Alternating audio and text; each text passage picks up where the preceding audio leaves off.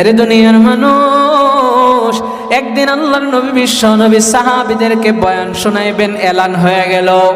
আরে দাওরার মুসলমান, একটু আওয়াজ দিয়ে বলবেন, তৎকালীন সময়ে কোনো মাইকের ব্যবস্থা ছিল নাকি?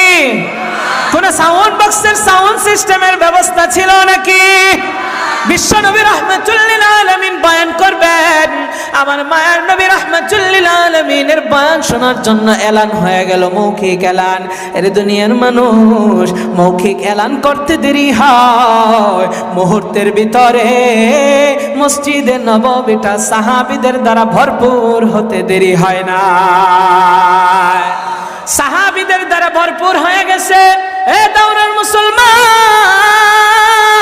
আল্লাহর নবী বিশ্ব নবী মিম্বরের ভিতরে বসা, সাহাবায়ে কেরাম সামনে বসা, একটু দিলের কান লাগায় শুনে আল্লাহর নবী দেখতে পায় মাঝখানে কিছু ফাঁকা জায়গা আছে, পিছনে কিছু সাহাবী দাঁড়ায় আছে। আল্লাহর নবী বিশ্ব নবী রাহমাতুল লিল আলামিন ডাক দিয়া কয়, ও সাহাবীরা রে, এইভাবে আল্লাহর নবী ইশারা দিলেন, সামনের দিকে এগিয়ে আসো, সামনের দিকে এগিয়ে আসো। আমার মায়ের নবী, দয়ার নবী, রহমতের নবী ইশারা দিতে দেরি হয়, সাহাবীরা পিঁপড়ার মতো ঝাঁকে ঝাঁকে সামনের দিকে চলে আসলেন। যারা দাঁড়াইয়া ছিল এরা ভিতরে বৈশা গেল। আমার মায়ের নবী এরপরেও দ্বিতীয়বারের মতো আবার ইশারা করলেন, সামনের দিকে আসো। এর দুনিয়ার মানুষ, আমার মায়ের নবী ইশারা করতে দেরি হয়, সাহাবীরা এমন ভাবে সামনের দিকে আসছে আর সামনের দিকে জায়গা নাই।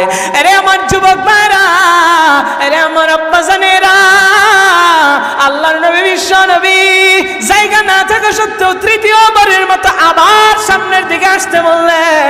এদিক দিয়ে ঘটনা আরেকটা ঘটে গেল। দ্বিতীয়বারের মতো যখন ডাক দিলেন, একজন সাহাবী সামনের দিকে আসতে আসতে আমার মায়ের নবীর পা মুবারক পর্যন্ত পৌঁছে গেলেন। এরে দুনিয়ার মানুষ, আল্লাহর নবী এবার যখন তৃতীয়বারের মতো ডাক দিলেন, ওই সাহাবীটা আমার মায়ের নবীর নুরানি চেহারাটার দিকে তাকায় আছে আর আল্লাহর নবীর কি যেন বলতে চায়। আমার মায়ের নবী ওই সাহাবীটার চেহারার ভিতরে তাকাইছে, তাকাইয়া ডাক দিয়ে কয়, রে সাহাবী, কিছু বলবা নাকি? বলতে চাইলে বইলা ফেলো। সাহাবীটা আল্লাহর নবীর চেহারার দিকে তাকাইয়া বলে, ইয়া রাসূলুল্লাহ, ইয়া হাবিবাল্লাহ,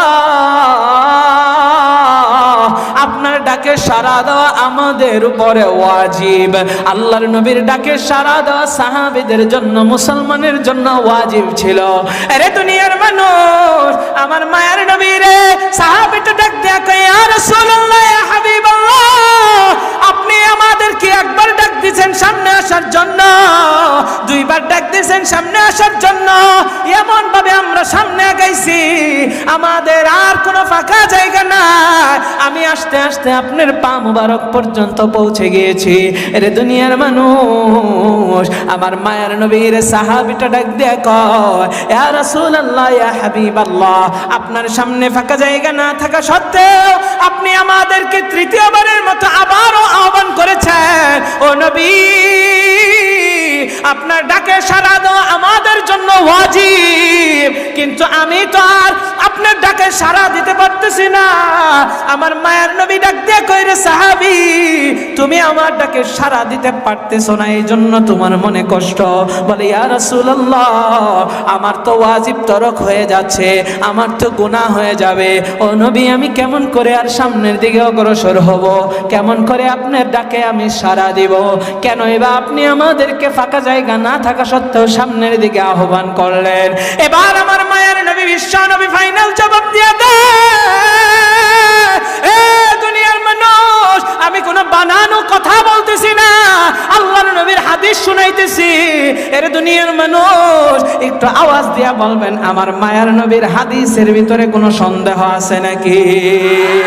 আপনাদেরকে হাদিসটা শুনাইতেছি। আল্লাহর নবী বিশ্ব নবী এবার সাহাবীদেরকে ডাক দিয়ে কয়, ও সাহাবীরা রে, তোমার তোমাদের মনের ভিতরে প্রশ্ন, আমি নবী একবার নয়, দুইবার নয়, তিনবার তোমাদেরকে ডাকলাম, তবে জায়গা না থাকা সত্ত্বেও তোমাদেরকে সামনে আসার জন্য আহ্বান করলাম। কেন জানুনি? কারণ এই মজলিসগুলোর এত দাম, এই কোরআনের ময়দানের এত দাম, এই কোরআনের বয়ান শোনার জন্য যারা বসে তাদের দামও আল্লাহ তাআলা বাড়ায় দেয়। তাদের দাম কেমন বাড়ায়? আরে দুনিয়ার মানুষ, আল্লাহর নবী কয়, ও সাহাবীরা চাই না লো, আমার আল্লাহর কাছে এই মজলিসের এত দাম, আর তোমাদেরও এত দাম যারা এখানে বসে আর যারা এখানে আলোচনা শুনে।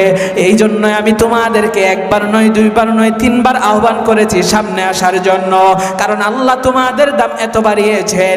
এখানে বৈশা কোরআনের আকর্ষণে, হাদিসের আকর্ষণে, আল্লাহর মহব্বতে যেই ব্যক্তিটা সামনে আসার জন্য জায়গা না থাকা সত্ত্বেও একবার কোমরটাকে নাড়াচাড়া দেয়, সামনে আসার জন্য কোমরটাকে নাড়াচাড়া দেয়, আমার মায়ার নবী জানায় দেয়, জায়গা না থাকা সত্ত্বেও কোমরটাকে নাড়াচাড়া দিয়া সামনের দিকে আসার জন্য সে যে চেষ্টাটা করলো, আমার আল্লাহ রাব্বুল আলামিন এই চেষ্টার কারণে, একবার কোমরটাকে নাড়াচাড়া দেওয়ার কারণে আমার আল্লাহ তাআলা 500 বছরের জান্নাতের রাস্তা তাকে সামনে এগিয়ে দেয়।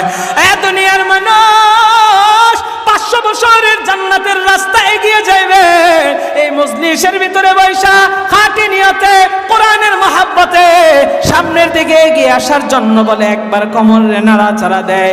আল্লাহর নবী দেখেন না উম্মতের জন্য কত মরিয়া, জায়গা নাই সাহাবীদেরকে আবার সামনে আসতে কয়, সাহাবীরা জায়গা না থাকা সত্ত্বেও যেন কোমরটারে নাড়াচাড়া দেয়। এইভাবে আল্লাহর নবী 3 বার ডাকলেন। কেন? সাহাবেরা প্রত্যেকবার যদি কোমরে নাড়াচাড়া দেয়, প্রত্যেকটা কোমর একবার করে নাড়াচাড়া দেওয়ার কারণে 500 বছরের জান্নাতের রাস্তা এগিয়ে যাবে। আমার মায়ার নবী উম্মতের জন্য ভাবতেন, কিন্তু আমরা এমন কপাল পোড়া উম্মত, আমরা ভাবি না, আমরা আমলের দিকে আগাইতে চাই না,